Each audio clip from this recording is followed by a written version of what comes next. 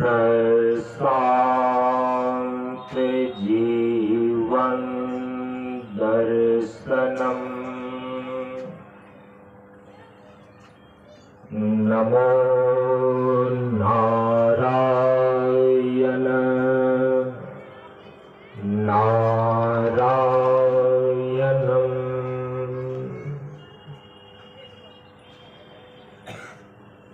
सनातन धर्म के वैदिक परंपरा के अंतर्गत गुरु और शिष्य के बीच एवं वक्ता और श्रोता के बीच ज्ञान का आदान प्रदान होने के लिए प्रयुक्त वैदिक मंत्र का पहले उच्चारण कर लें। ओम सहनाववतु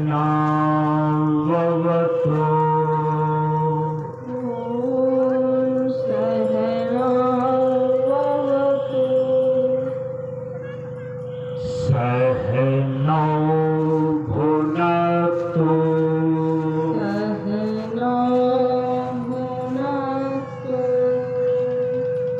सह वीर्यं करवावहै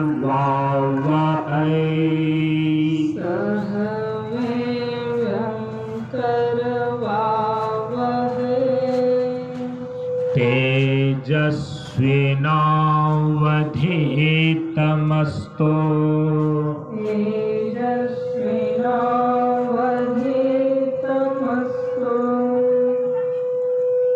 मा विद्विषावहै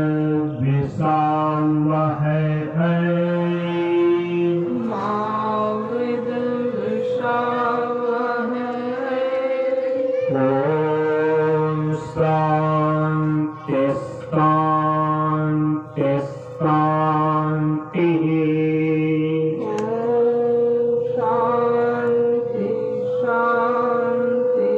शांति। असतो मा सद्गमय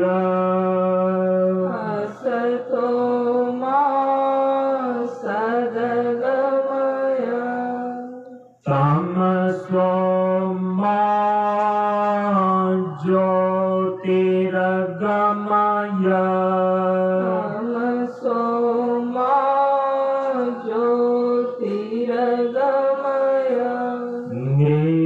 मृत्योर्मा अमृतं गमय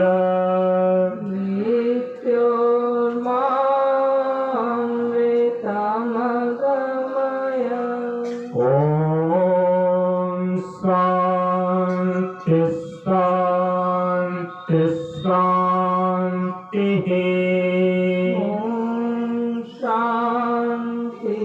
शांति शांति।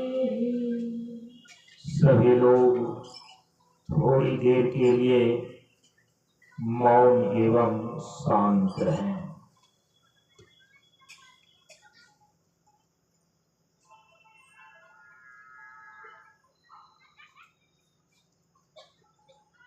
नमो नारायण।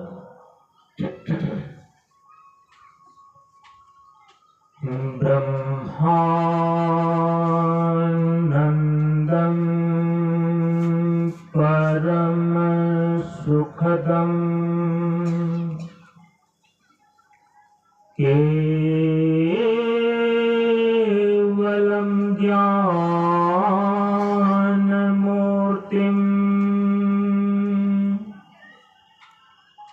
द्वन्द्वातीतं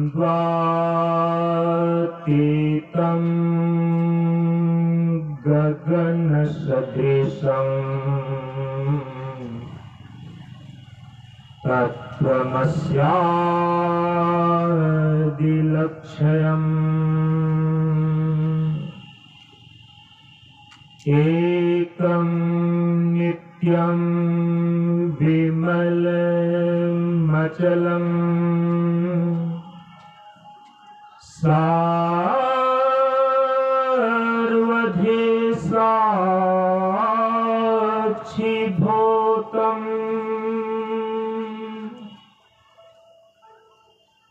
भावातीतं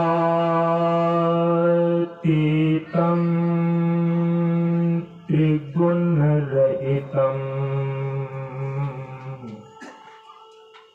सद्गुरुं तं नमामि।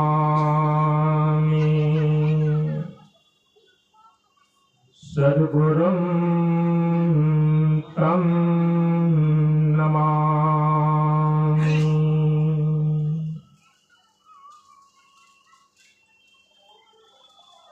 श्री गुरु चरण स्पर्श अनुभूति।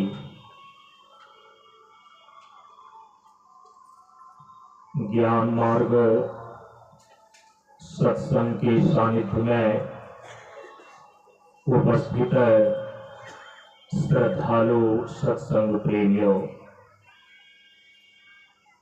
ज्ञान बढ़े गुणवान के संगत, ध्यान बढ़े तपस्वी संग किन्हाओ,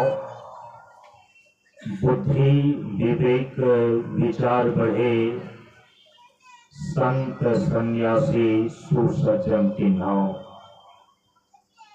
इसलिए ज्ञानी वेद है ज्ञान से, व्याधा वेद है तीर, सद्गुरु वेद है शब्द से भींगे सकल शरीर। प्रेमियों,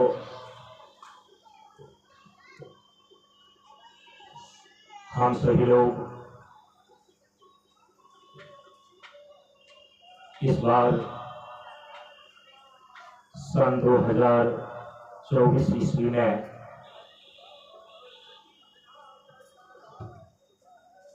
परम पूज्य गुरुदेव बाबा शांतानंद जी महाराज के द्वारा स्थापित मंच श्रृंखलाओं में 72वें मंच बरारी मंच के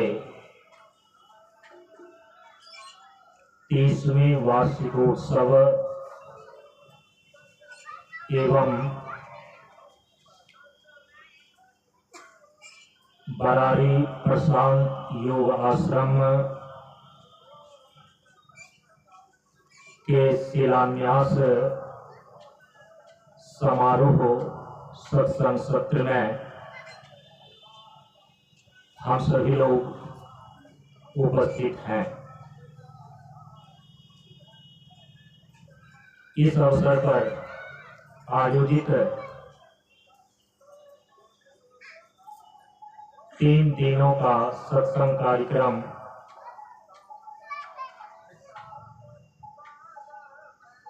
23, 24 और 25 दिसंबर को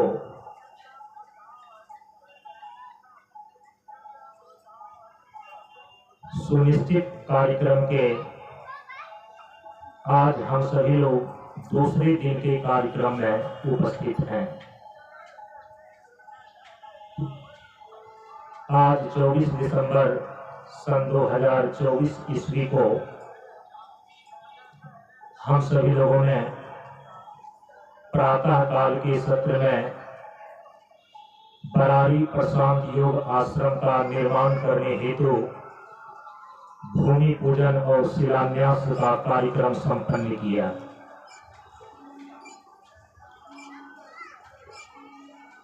अभी अपराह्न काल के सत्संग के कार्यक्रम में हम सभी लोग उपस्थित हैं। कल के सत्संग में आप सभी लोगों ने श्रवण किया कि इस बार के सत्संग सत्र में किस विषय पर विचार करने जा रहे हैं। जो लोग कल के सत्संग में उपस्थित रहे, उन्होंने श्रवण किया कि हम सभी लोग इस बार इस सत्संग सत्र में परम पूज्य गुरुदेव के द्वारा दिए गए आशीर्वचन के चौथे चरण पर विचार कर रहे हैं। पिछले 3 वर्षों से इस बरारी मंच के वार्षिकोत्सव सत्संग सत्र में हम सभी लोगों ने परम पूज्य गुरुदेव के द्वारा दिए गए आशीर्वचन के तीसरे चरण पर भली भांति विचार किया। जो लोग इस मंच से जुड़े हुए हैं, इस मंच के सत्संग का श्रवण करते हैं, उन सभी श्रोताओं को, सत्संग प्रेमियों को यह ज्ञात है कि परम पूज्य गुरुदेव ने आशीर्वचन के अंदर 4 चरणों में जीवन के मूल सिद्धांतों का निरूपण किया है। हम सभी लोग प्रतिदिन प्रातः काल,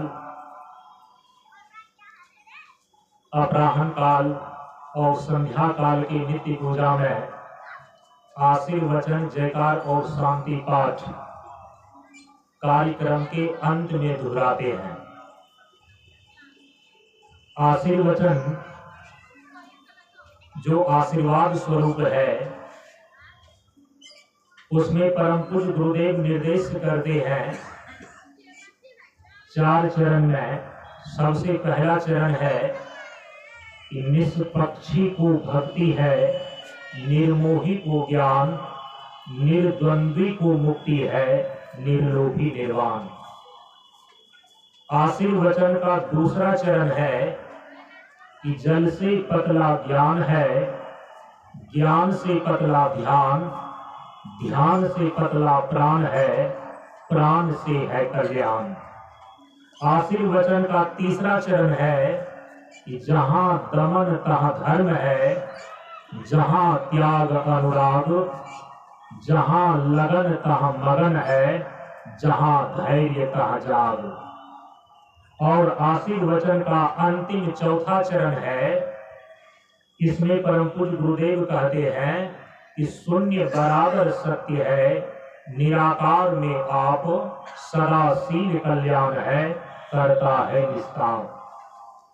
तो पिछले 3 वर्षों से हम सभी लोगों ने परम पूज्य गुरुदेव के द्वारा दिए गए आशीर्वचन के 4 चरणों में जो तीसरा चरण है कि जहां दमन तहाँ धर्म है, जहां त्याग अनुराग, जहां लगन तहाँ मगन है, जहां धैर्य तहाँ जाग, इस पर विधिवत हम सभी लोगों ने पिछले 3 सत्रों में विचार कर लिया है।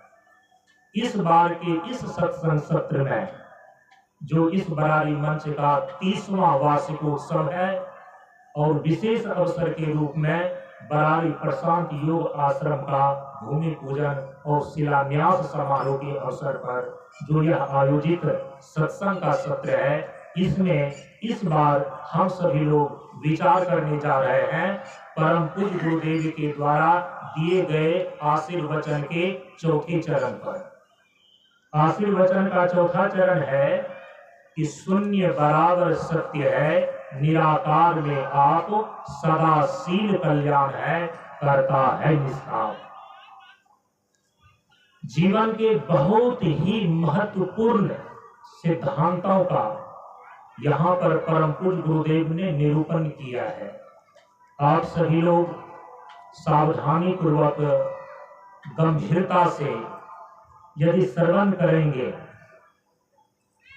तो आशीर्वचन के इस चौथे चरण में परम पूज्य गुरुदेव ने आपके जीवन के परम पुरुषार्थ का निरूपण किया है, निर्देश किया है। जीवन के कल्याण करने की बातें इसमें परम पूज्य गुरुदेव ने निर्देशित किए हैं।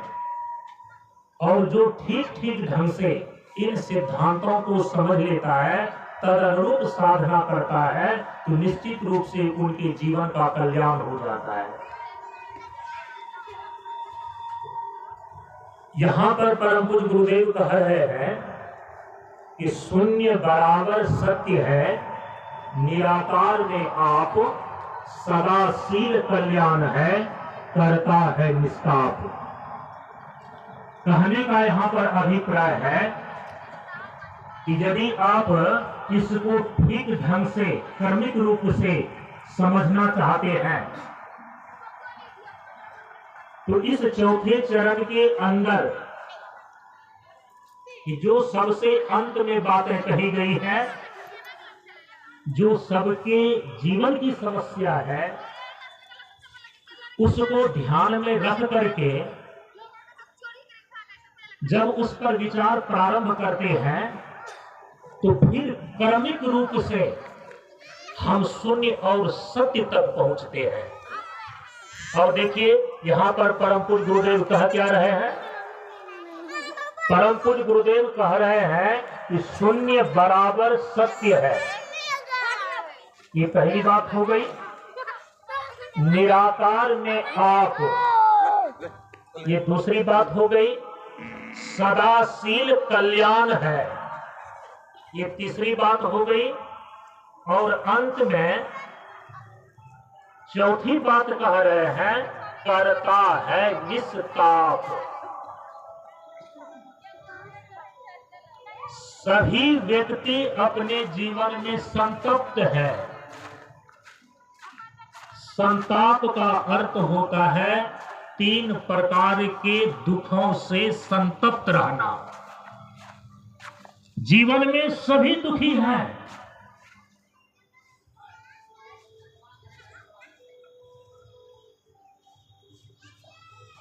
भगवान बुद्ध ने अपने उपदेश के 4 आर्य सत्य में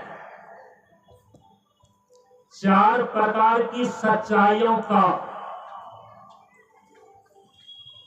सर्वप्रथम उन्होंने अपने शिष्यों को, अपने भिक्षुकों को उपदेश दिया। कहा कि जीवन की 4 सच्चाइयां हैं, उसी को 4 आर्य सत्य बोलते हैं। 4 आर्य सत्य माने जीवन की 4 सम्माननीय, मनन करने योग्य, विद्वानों के द्वारा मनन किए जाने योग्य जो 4 सच्चाइयां हैं, उन्हीं को बोलते हैं 4 आर्य सत्य। और इन 4 आर्य सत्यों में भगवान बुद्ध कहते हैं कि जीवन की पहली सच्चाई ये है कि जीवन में दुख है। ऐसा नहीं कि किताबों में पढ़ते हैं तब हमें अपने जीवन के दुख के विषय में पता चलता है, ऐसा नहीं है। सब कोई अपने जीवन में दुख का अनुभव कर रहा है। किसी किताब को पढ़ने की इसमें आवश्यकता नहीं है। ऐसा नहीं है कि किसी व्यक्ति ने, किसी दूसरे व्यक्ति ने यदि कह दिया, समझा दिया कि जीवन में दुख है, तब ये बातें समझ में आती है कि जीवन में दुख है, ऐसा नहीं है। कोई व्यक्ति हमें समझाए या न समझाए, जीवन की यही सच्चाई है कि हमारे जीवन में दुख तो है, हम दुख का अनुभव करते हैं। ऐसा नहीं है कि अलग अलग विज्ञापनों के माध्यम से यदि हमको ये दिखाया जाता है कि जीवन में दुख है, तब हम यह समझ पाते हैं या उनके प्रति हमारी जागरूकता हो पाती है कि जीवन में दुख है। ऐसी बात नहीं है। अभी देखते हैं ना, टीवी में, मोबाइल में तरह तरह का विज्ञापन देता है, और उस विज्ञापन को देख करके, उसको सुन करके, तब उन चीजों को उन चीजों के विषय में सोचने लगते हैं, उन चीजों को खरीदने के विषय में योजना बनाने लगते हैं। तो क्या दुख नामक जो चीज है, ये दुख का पता हमें किसी विज्ञापन के द्वारा चलता है क्या? नहीं। चाहे स्त्री हो या पुरुष, चाहे मूर्ख हो या विद्वान, चाहे पढ़े लिखे लोग हो चाहे अनपढ़, सभी लोग अपने भीतर यह अनुभव करते हैं कि हमारे जीवन में तो दुख है। इसीलिए भगवान बुद्ध ने कहा कि जीवन की सबसे पहली सच्चाई है व्यवहारिक धरातल पर कि जीवन में दुख है। ये बिना किसी विज्ञापन के, बिना किसी पुस्तक को पढ़े हुए, बिना किसी के प्रवचन उपदेश को सुने ही सभी जीव यह अनुभव करता है कि हमारे जीवन में दुख है। अच्छा, सभी तो अनुभव करते हैं कि हमारे जीवन में दुख है, हमारे जीवन में संताप है। भगवान बुद्ध अब कहते हैं कि एक दूसरी सच्चाई है। यदि पहली सच्चाई है कि जीवन में दुख है, तो अब दूसरी सच्चाई ये है कि यदि जीवन में दुख है तो इस दुख का कारण है, क्योंकि बिना किसी कारण के कोई भी कार्य नहीं होते। यदि आप अपने जीवन में दुखी हैं, आपको दुख अनुभव में आ रहा है, तो उस दुख के पीछे कोई ना कोई कारण है।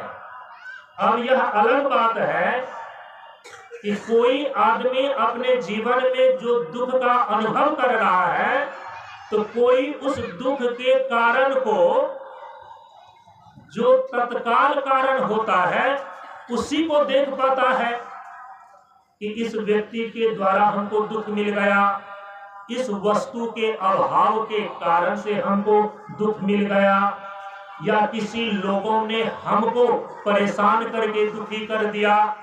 तो जो सामने निमित्त कारण होता है दुख का, वो तत्काल में जो सामने होता है, वो दुख का कारण सामान्य व्यक्ति को दिखाई देता है, सबको दिखाई देता है।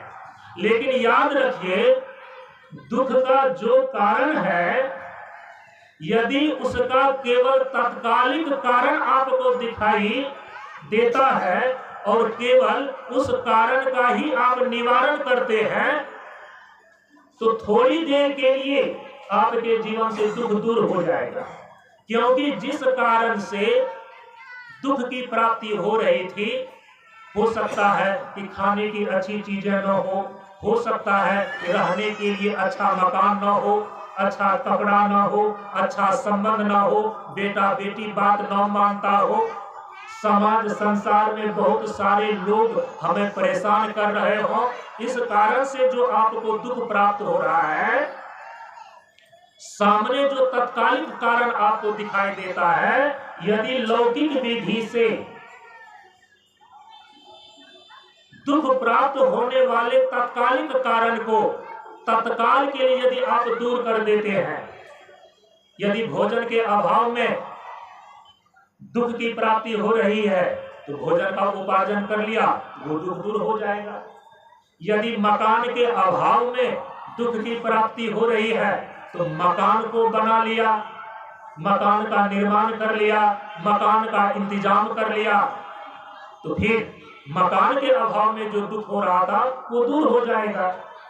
यदि संबंध खराब होने के कारण से पति पत्नी के बीच नहीं बन रहा है, पिता पुत्र के बीच नहीं बन रहा है, समाज संसार के संबंध के बीच नहीं बन रहा है, गोतिया नैया से आपको नहीं बन रहा है, जिसके कारण से आप जीवन में दुखी हैं, तो कभी शांति और समझौता कर लेते हैं, दुश्मनी कम हो जाती है, संघर्ष कम हो जाता है, टकरार कम हो जाता है, तो फिर आपके वो दुख भी दूर हो जाते हैं। लेकिन तत्काल के लिए, थोड़ी देर के लिए आपके जीवन से दुख दूर होता है। भगवान बुद्ध कहते हैं कि चूंकि तुम यदि जीवन में दुखी हो ना, ये पहली सच्चाई है। इस पर यदि आपका ध्यान जा रहा है तो भगवान बुद्ध कह रहे हैं कि जो दूसरी सच्चाई है कि इस दुख का कारण है, और कारण यदि तात्कालिक कारण का आपको पता चला तो लौकिक विधि से तात्कालिक कारण का आपने निवारण कर लिया तो थोड़ी देर के लिए दुख दूर हो जाएगा। लेकिन आपके अंदर जो है ना, एक गहरी इच्छा, एक नैसर्गिक इच्छा आपके हृदय में निवास कर रही है। क्या निवास कर रही है? यदि दुख दूर होता है ना, वो सदा के लिए दूर हो जाए। आप दुखों की आत्यंतिक निवृत्ति चाहते हैं, और दुखों की आत्यंतिक निवृत्ति कि सदा के लिए दुख दूर हो जाए, वो तात्कालिक साधन के द्वारा दुख की आत्यंतिक निवृत्ति नहीं होती है। इसीलिए जब तक जीवन में जितने भी प्रकार के दुख हमें होते हैं, जब तक उनके मूल कारण का आपको पता नहीं चल जाएगा, दुख प्राप्त होने के जो मूल कारण है, जब तक उस मूल कारण का आप निवारण नहीं कर लेते हैं, तब तक आपके अंदर जो गहरी इच्छा है कि जीवन से सदा के लिए दुख मिट जाए, तो तब तक ये मनोरथ आपका पूर्ण नहीं हो सकता। इसीलिए भगवान बुद्ध कहते हैं कि जीवन में जो दुख है, उस दुख का जो मूल कारण है, उसको सत्संग के द्वारा संत महापुरुषों के पास जाकर के उसको जानो और समझो कि हमारे जीवन में दुख का मूल कारण क्या है। और सत्संग में संत महापुरुषों के सानिध्य में आपको यही पता चल पाता है कि हमारे जीवन में दुखों के मूल कारण क्या है। भगवान बुद्ध ने तो अपने भिक्षुकों को बता दिया। उन्होंने स्पष्ट कहा कि हे भिक्षुक, तुम्हारे जीवन में जो दुख का कारण है ना, वो तुम्हारे पास ही वो मूल कारण है। वो बाहर बाहर दुख देने वाले जो व्यक्ति और वस्तु दिखाई दे रहे हैं ना, वो तो निमित्त कारण है। लेकिन दुख का जो उपादान कारण है, जिस मसाला के कारण से, जिस मटेरियल के कारण से दुख की उत्पत्ति मन में होती है, हृदय में होती है, तो दुख का उपादान कारण तुम्हारे भीतर है। भगवान बुद्ध ने कहा अपने भिक्षुकों को कि दुख का मूल कारण है व्यक्ति की तृष्णा। जब तक आपके अंदर संसार की कामना, संसार के विषयों की तृष्णा बनी हुई है, तो भगवान बुद्ध कहते हैं तब तक तुम संसार के आग से जलते रहोगे, संतप्त होते रहोगे। भीतर में कामनाएं हैं, भीतर में वासनाएं हैं, भीतर में तृष्णाएं हैं, वही मनुष्य को परेशान कर रही है। वही तृष्णाएं और कामनाएं हमें शत्रु और मित्र बनाती है। वही तृष्णा और कामना की भावना ही संसार की सारी समस्याओं को उत्पन्न करती है। तो भगवान बुद्ध ने तो अपने भिक्षुकों को, अपने शिष्यों को स्पष्ट बता दिया कि हे भिक्षुक, तुम्हारे जीवन में दुख का जो मूल कारण है ना, वो तुम्हारे ही भीतर है, और उसका नाम है तुम्हारी तृष्णा। हमारे सनातन धर्म के अंदर जितने भी तत्वदर्शी महापुरुष हैं, उन्होंने एक स्वर में यह निर्विवाद रूप से निश्चित करके बतलाया है कि मनुष्य के जीवन में दुख का मूल कारण है अज्ञान। और यहां अज्ञान का अर्थ है अपने ही स्वरूप का अज्ञान।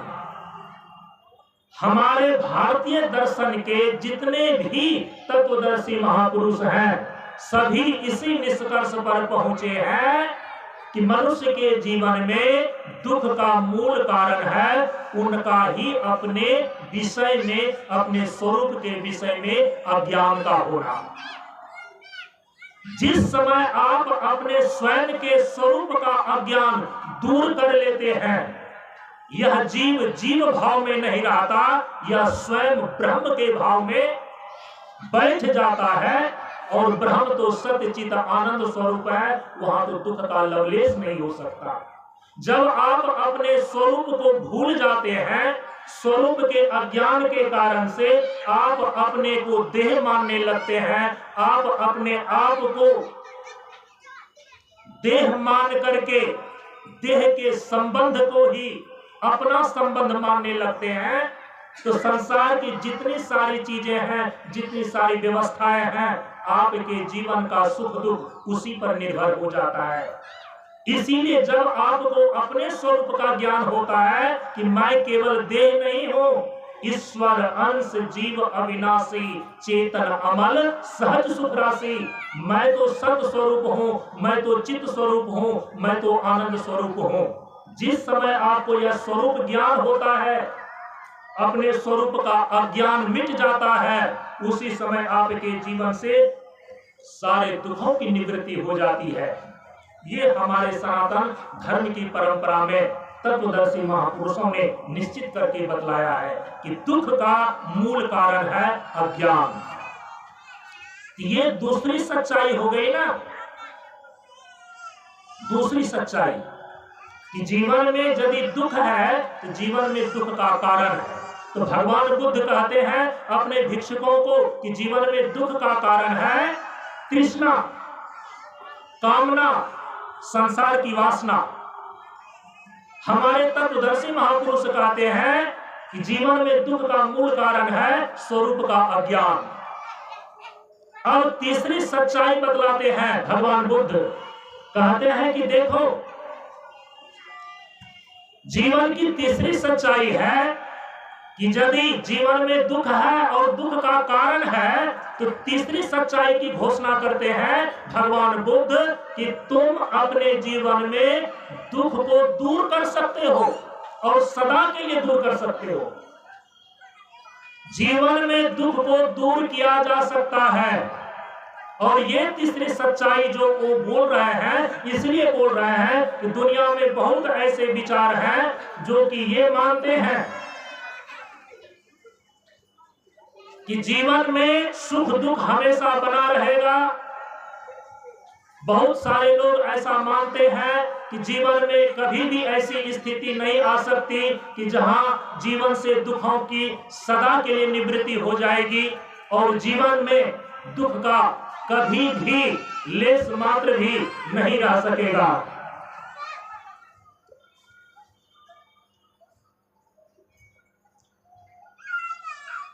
इसीलिए ऐसे विचारकों को भगवान बुद्ध अपने तीसरी सच्चाई के द्वारा यह निर्देश देना चाहते हैं कि तीसरी सच्चाई यही है कि जीवन से दुखों को सदा के लिए दूर किया जा सकता है।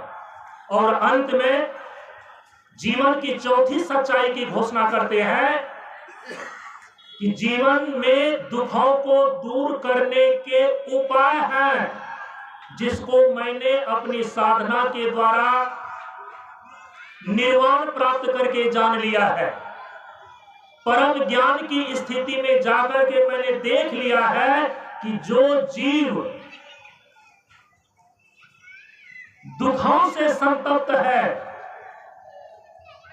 उस दुख का जो कारण है इसको भी मैंने जान लिया है और इस दुख को सदा के लिए दूर किया जा सकता है,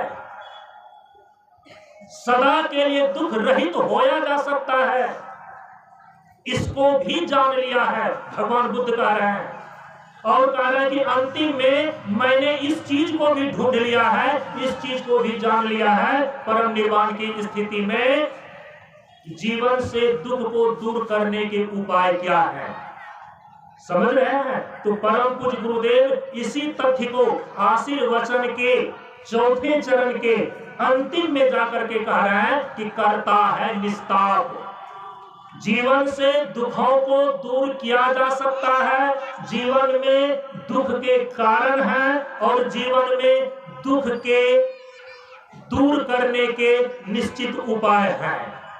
करता है निस्ताप, ऐसा कह करके परम पूज्य गुरुदेव ने, जो भगवान बुद्ध ने 4 आर्य सत्य की घोषणा किया, 4 प्रकार की जीवन की सच्चाइयों का उन्होंने घोषणा किया। उसी तथ्य को परम पूज्य गुरुदेव आशीर्वचन के चौथे चरण में अंतिम भाग में कह रहे हैं, करता है निस्ताप। निस्ताप का मतलब है कि जीवन में दुख को सदा के लिए दूर कर लेना। और जब जीवन में आपको दुखों की आत्यांतिक निवृत्ति हो जाती है तो निश्चित रूप से दुख की आत्यांतिक निवृत्ति तभी होएगी जब आप परमानंद की समुपलब्धि करेंगे। क्योंकि अंधकार वहीं पर है प्रेमियों जहां पर कि प्रकाश नहीं है।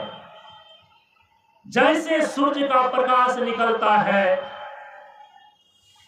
अंधकार दूर हो जाता है, वैसे ही जब आप अपने जीवन में अंतर्मुखी होकर के परमानंद की अनुभूति करने लगते हैं, अपने स्वरूप भूत आनंद की अनुभूति करने लगते हैं, तो आपके जीवन से दुख और संताप दूर हो जाता है।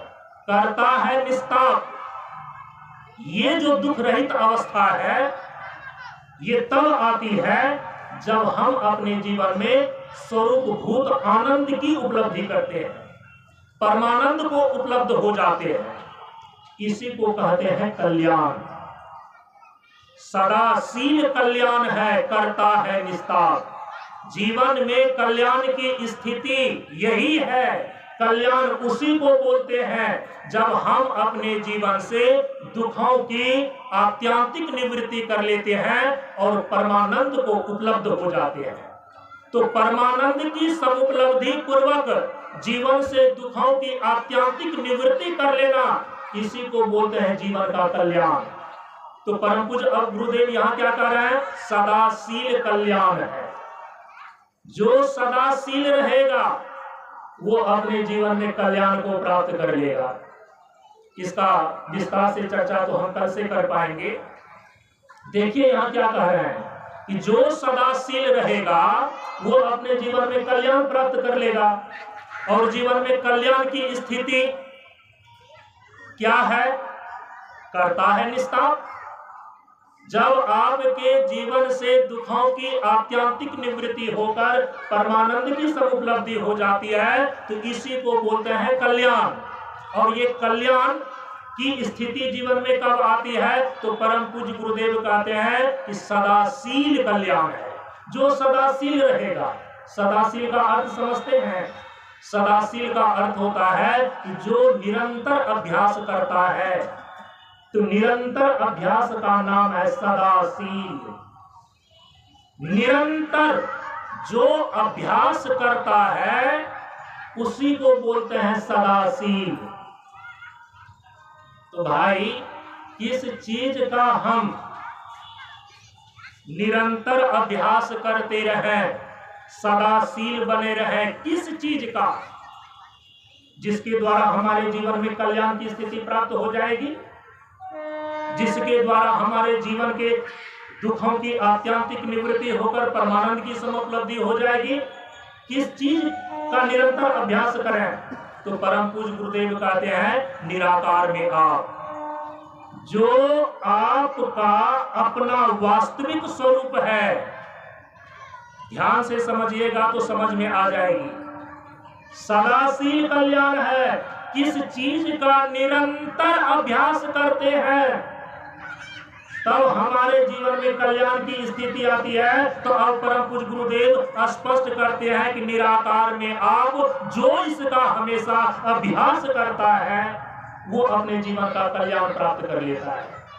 निराकार में आप कहने का अर्थ है जो आपका अपना आपा है, आपका जो अपना वास्तविक स्वरूप है, जिसको परम पूज्य गुरुदेव ने प्रार्थना की पहली पंक्ति में स्पष्ट किया कि परम प्रभु स्वज्ञान जी का जीवन होवे ज्ञान। इस जीव का वास्तविक स्वरूप परम प्रभु पर ब्रह्म परमात्मा है। इसका बोध प्राप्त करने का अभ्यास, जिसको कि तत्व और गुण वंदना के अंदर परम पूज्य गुरुदेव ने स्पष्ट कहा है कि पाचन सांच होने से ज्ञान अभ्यास हो जाता। किस चीज का निरंतर अभ्यास? तो कहा कि स्वरूप ज्ञान प्राप्त करने का निरंतर अभ्यास, कि स्व चिंतन से ज्ञान ले शीलम शीलम सोकर। हमारे वैदिक ऋषि उपनिषद में घोषणा करते हैं कि आत्मा वारे द्रष्टव्य, श्रोतव्य, मंतव्य, निधिध्यासितव्य। जो आपका अपना आपा है, जो आपका अपना स्वस्वरूप है, जो आपका अपना वास्तविक स्वरूप है, जो उनका श्रवण करता है, मनन करता है, निधिध्यासन करता है, परम पूज्य गुरुदेव इसी को कहते हैं कि ज्ञान का अभ्यास। जो स्वरूप ज्ञान का अभ्यास निरंतर करता है, वही अपने जीवन में एक दिन कल्याण को उपलब्ध होता है, वही अपने जीवन में निस्तार को प्राप्त करता है, दुखों की आत्यंतिक निवृत्ति कर लेता है। ठीक है, निराकार में आप अर्थात अपना आपा, आपका अपना वास्तविक स्वरूप, आपका अपना स्वस्वरूप, वह स्वरूप ज्ञान का अभ्यास सदाशील है। सदाशील का मतलब तो निरंतर अभ्यास। किस चीज का निरंतर अभ्यास है? अपने वास्तविक स्वरूप के बोध को प्राप्त करने का, अपने स्वरूप के ज्ञान के अभ्यास का सदाशील निरंतर अभ्यास करना, अपने स्वस्वरूप का निरंतर अभ्यास, ब्रह्म और आत्मा का अपरोक्ष ज्ञान का अभ्यास, जीव और ईश्वर की एकता का ज्ञान प्राप्त करने का अभ्यास। ये कैसे सधता है? परम पूज्य गुरुदेव कहते हैं कि शून्य बराबर सत्य है। जो साधक, जो जीव अपनी साधना के द्वारा अपने भीतर शून्य की भूमि तैयार कर लेता है, वही अपने सत स्वरूप का बोध कर पाता है। तो शून्य बराबर सत्य है, निराकार में आप, ये कहने का अर्थ है कि जो साधक, जो जीव साधना के द्वारा अपने भीतर शून्यता को उपलब्ध हो जाता है, शून्य की भूमि को तैयार कर लेता है, एकमात्र वही अपने सत स्वरूप का बोध कर पाने में सफल हो पाता है। तो शून्य है क्या? इसका विस्तार से चर्चा हम कल के सत्संग में कर पाएंगे। आज हम अपनी वाणी को यहीं पर विराम देते हैं। परम पूज्य गुरुदेव के श्री चरणों में नमन करते हुए आप सबों को एक साथ नमो नारायण।